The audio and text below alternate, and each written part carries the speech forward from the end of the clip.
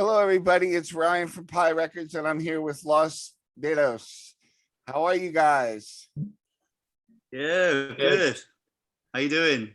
Good. It's a pleasure to have you on because I was listening to your new EP, and one of the standout tracks is "High and Dry." I would say, for me, Oh, cool. I really Nice. I really like that one. Just the way the guitar moves is really interesting to me.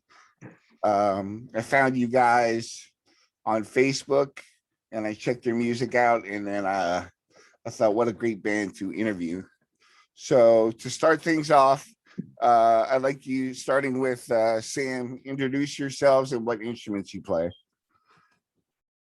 Hi, so I'm Sam, and I am the drummer in Los Dedos. I am Piku and I play bass. Yo, I'm Willie. I play guitar. Awesome. So what is going on in the UK? Are you able to get together to jam? Are you able to go out? I hear you're getting close to lifting the restrictions. yeah. So they lifted all the restrictions like last week, and the cases of COVID are like going. Funnily enough, they're going pretty high. So we'll see. But yeah, we get together once a week and rehearse, and there's gigs happening and stuff. So yeah, I mean, it's exciting because things are happening, but it feels maybe a bit premature. But Yeah, it's funny because well, not funny, but California is having the same problem where they may go back to masks because people just aren't getting vaccinated. Yeah. So Yeah, I mean, oh, go ahead. yeah, no, I was just going to say it's been strange. Like over the last year, we've obviously been looking forward to getting back out there and gigging, but now the time has come to be gigging. You're sort of seeing the cases rise and wondering whether it's a good idea. So I know it's just a strange time to be in a band and thinking about gigging. Yeah, I'm so the Descendants are playing, and I'm so worried that I'll either miss out on the tickets because there's so many people wanting to go to shows now, or that they're going to cancel it because of the COVID. Yeah, we are the same. We have gigs planned. Like we are playing next weekend, for example, and we don't know. Like we have to plan very short term and everything medium or long term. But you put it in the calendar and you count on it, but you don't know for sure. So it's a bit, gray area. Everything is uncertain, but try to keep planning things as normal. And if there are changes, then we have to be open and adjust. Yeah. How long have you guys been together? I know you had a single out before. Man, not long. Like what, a year and a bit, year and a half. I met Willie. Sorry. No, go ahead. So I met Willie in January last year, 2020. So before lockdown, Willie and Sam, they knew each other from a previous project where they were playing together. But we are a lockdown band, so we met and then lockdown happened, and a year and a half more or less. Yeah. Awesome. What sort of backgrounds do you come from? Have you started in surf, or were there other different types of bands that kind of you drew from and kind of took a turn into surf? Yeah, I mean, I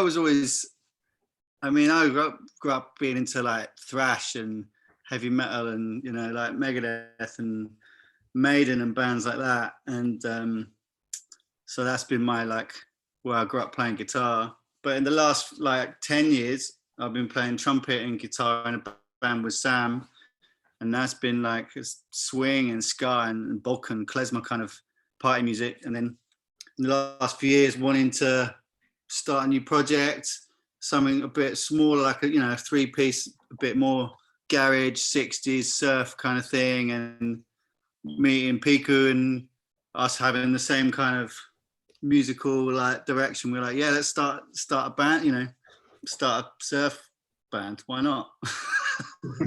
Here we are. Did Yeah, you we play come the from different- trumpet on this? Yeah. Awesome. Somebody was going to say Actually, the something. trumpet in High and Dry was there, and probably we will have more trumpet coming up in some future records as well. Awesome. Awesome. Were you guys, did you write this all during the pandemic? Was it just these few songs, 5 songs, or do you have more that you're going to be doing? We had a lot of stuff. Basically, lockdown happened, and we end up with no jobs and Yeah. a lot of time. So we went into a very creative process. Yeah, I think we had like at some point after 6 or 7 months of being together. Well, not together because we were never together in a room, but like working remotely, sending demos. We built up like 20 or 25 demos, and then we choose these 5 for the EP. But now we had a lot of material, and it's very fluid how ideas come up. Yeah, it's a very easy process to come up with new ideas and polish them.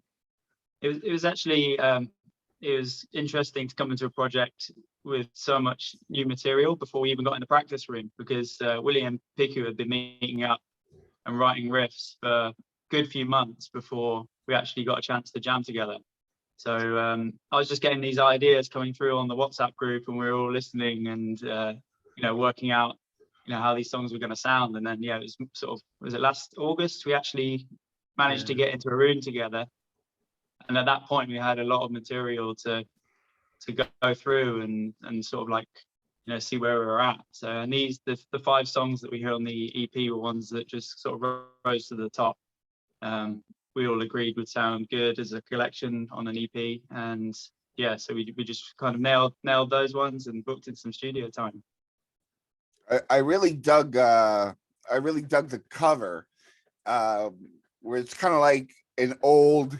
It reminded me of the Damned's last album cover, where somebody's standing in the doorway and there's a shadow, but you guys are in kind of like the opposite direction. You're on the bottom of the light. Tell me the concept behind that. We just I don't know, when we started thinking about the covers and concepts, we were looking into, you know, getting a lot of source material online and photos, and we ended up going down this kind of monochrome black and white kind of thing. And then Deco, who is the artist, who's a friend of Sam's, got in touch with him. He first made us a logo. He worked on the logo for us, and then shot a few ideas his way, and because he's real nifty with the lino cutting and pressing and all that, so that's how we did it. So he gave it to him to sort of brainstorm, and he sent a few ideas across and a little bit of back and forth, and ended up with that. I mean, because we don't ever planned it to be online release, so we didn't sort of do the whole like information and everything in 2 sides. It was just that cover image, you know, with us 3 and the tracks on it. And then when Otitis Media Records got in touch, we're like, oh man, we need to do a back cover now as well. So that happened. Now that I didn't know that you were on the on Noah's label, Otitis Media, because I only have the digital version, and it says it was released on your own. But are you coming out with a vinyl or CD? We got CDs. They pressed us. Noah and Otitis, they pressed us a load of CDs. So we've got some here, and he's got a load over there. So yeah, we want to do a vinyl, but probably not on this record. We're planning on making another one end of September time, and that'll go out on vinyl. This one, since it has 5 songs, it might be a little difficult to fit it all on a single 45. Yeah, exactly. Yeah, we didn't think about it that way. We didn't think that way. We were going digital, and actually we didn't want to do CDs. And at the first we said it's going to be only digital. So you were right thinking that way, because we said that, and in a couple of interviews as well we mentioned that. But then we talked with the guys from Otitis, and they were very excited about putting it out on a CD, and they just changed our minds, and we decided to go for the CD, and I'm happy we did it. That's funny. The shirt I'm wearing today, these guys are from Otitis as well. Oh yeah. The brake lights, so good. If you know the Smoking Popes, the singer Charlie sounds like Josh Cater. Oh, cool. Cool. Yeah, they're really good. You're amongst a lot of great bands on Otitis, so I'm very happy for you. Yeah, thanks. It was great. It was for us to be a brand new band, and we just put it out. And yeah, Noah got in touch, was just like, hey, dig your sounds. Do you want to? We can work together and put something out. So we were like, well, yeah, let's do it. And it's just project by project basis. Those guys are real chilled, real nice. So it just, yeah, it worked for us, because we, had no big plans to get onto a label or anything like that. But like when they got in touch, we just, made sense really. And all the other bands they've got on their label are cool, and yeah, we were a good fit. So Awesome. Do you have a copy of the CD there so I could see the back of the artwork? with Pico, you've got them. I could go and grab it in a minute if you want. Sure. Thank you. I wasn't prepared that way, but give me a second. I'm anxious to see it because I love the artwork for the front. Yeah, the artwork for the back. the back is well, you'll see in a second. It's not Deco didn't actually design the back. It's just kind of got the information. It's a little bit kind of more basic, but yeah, it still fits. It still works with the CD. So have a look, see what you think. Here he goes.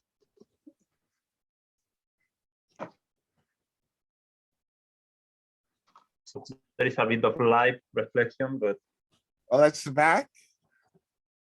that's the front. There's the We front? decided to put the titles in the front. It's a bit kind of retro, Yeah. and that's oops. Oh, that's pretty rad. Yeah, pretty simple, but Very I should cool. put it here, like in the late night shows, where you put the cap on the Yeah. See, book. the logo on the back of my shirt. Can you see it? Oh yeah, there you go. Yeah, sick. I love that guy. He's so cool, and I interviewed him and a lot of his bands, and usually I find out by surprise that somebody's tied to Otitis because he's working on so many things at one time. Yeah, man. Yeah, it's great. It's great to be with Gates, to be with him. He was super nice, super cool right from the start. So yeah, it was cool, and he was, as you said, he's busy with the bands, but also when we spoke with him, he's like, at the time he was having like 2 or 3 different jobs on top of the label. It was like, how do you manage to have time to to listen to Los Dedos in the UK? Like, how do you do it? Yeah, really good guy. Yeah, it was great to meet him. Awesome. I want to ask Will, what are some of your influences when it comes to leads? Sometimes it sounds like the Ventures, but other times like maybe a slowed down Dick Dale.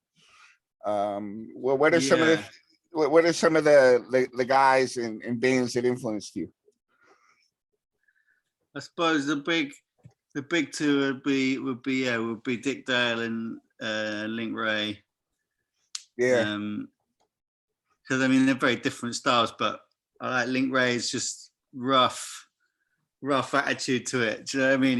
It's not too precise and fiddly. Do you know what I mean? He was just going hard, And Dick Dale, obviously, if you're gonna be into surf, I mean, he is the the godfather. He's where you start with it all. So some of his tunes and it's just beautiful the way he played guitar and the that grit he got out of it, you know.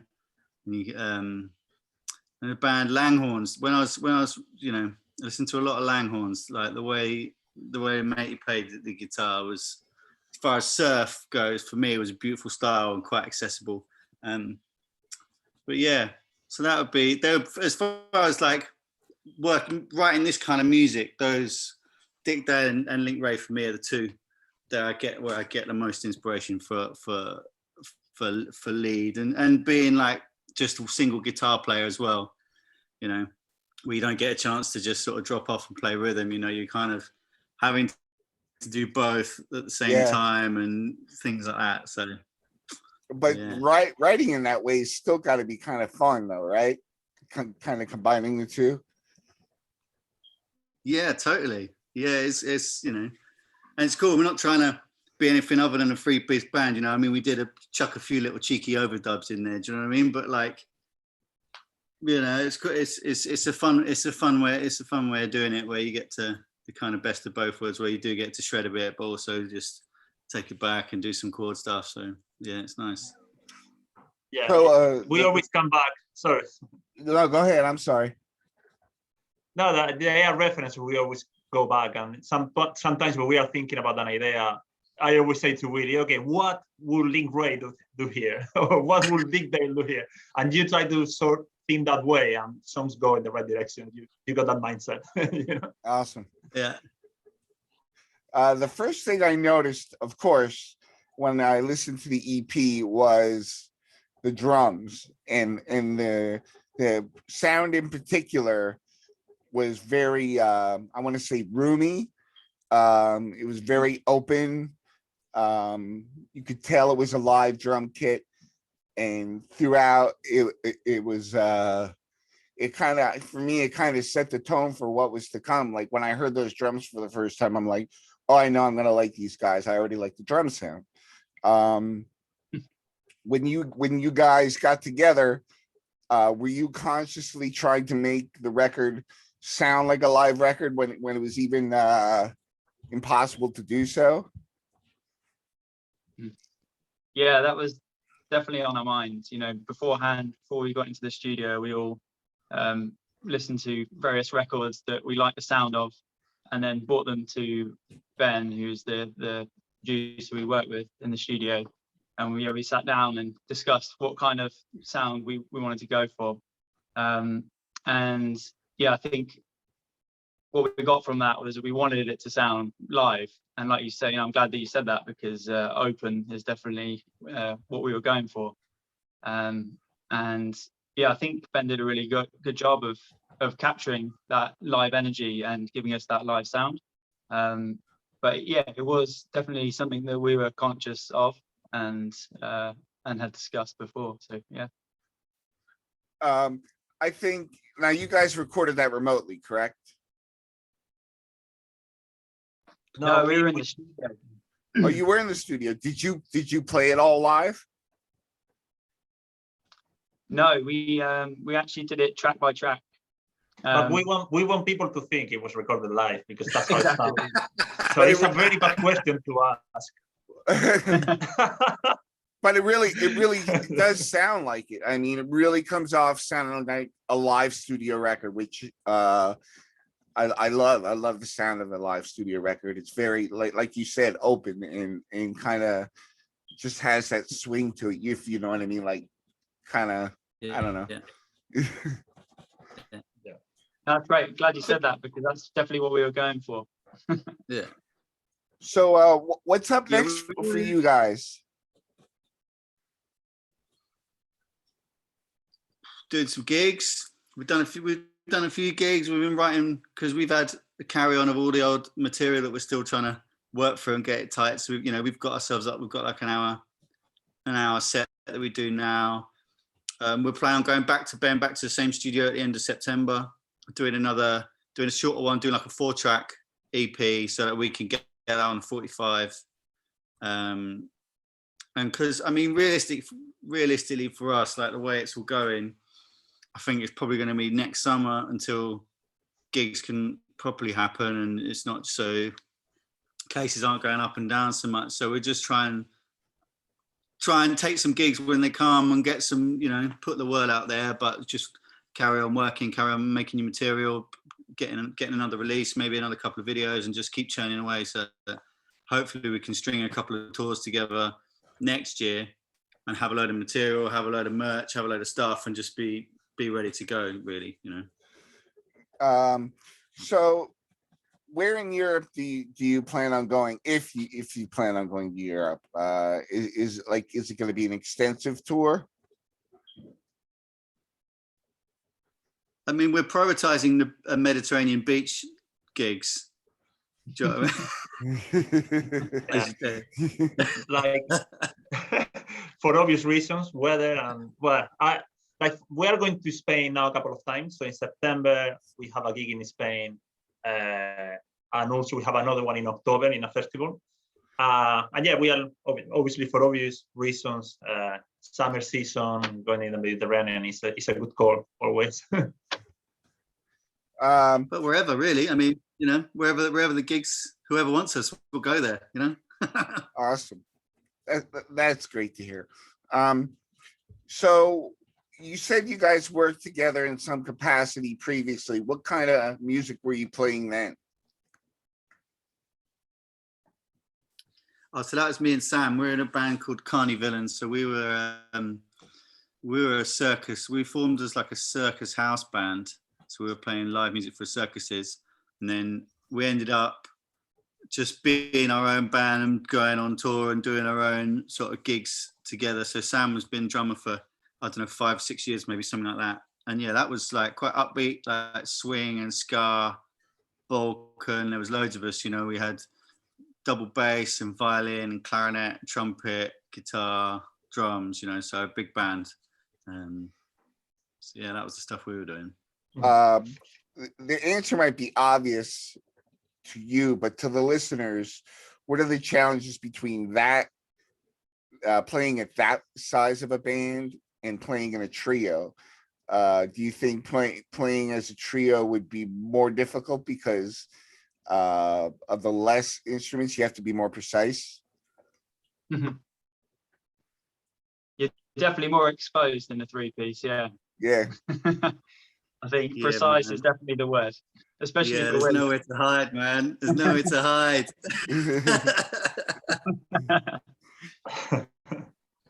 I think, yeah, there are certain aspects of being in a 3-piece. Like, I feel like the decision-making process is a little bit easier when there's only 3 of us. I think things can move a bit quicker. But yeah, I mean, having 6 members, you've got a lot more scope to make a lot more of a varied sound, you know, because in that band, you know, various people played at least, you know, 2 instruments or maybe even more, you know, so you can do some really cool stuff like that. So so that's definitely a bonus of having more people. Yeah, they're just quite a different vibe. But for us, just being a straight ahead 3-piece surf and garage band, it works really well just being 3, you know. There's no, you know, we're just guitar, bass and drums, boom, you know, and it's a really fun way of doing it, you know. Yeah, I guess you just be as creative as you can with the instruments that you have and the members you have. That's the goal. Yeah. Is before we sign off, I want to give you a chance to say anything we may not have touched on or that I didn't mention. A website where you could buy the music, things like that. We are in Bandcamp, obviously. Yeah, in Bandcamp we have obviously the CD, a little bit of merch, some t-shirts, and stuff going on. And yeah, on top of my head, well, one thing, recently we released our 2nd single, which is kind of closes this first EP. So that was released a couple of weeks ago, which was the bad. It was released recently, so someone want to go and give it a watch. It's a cool video using like whole footage from movies.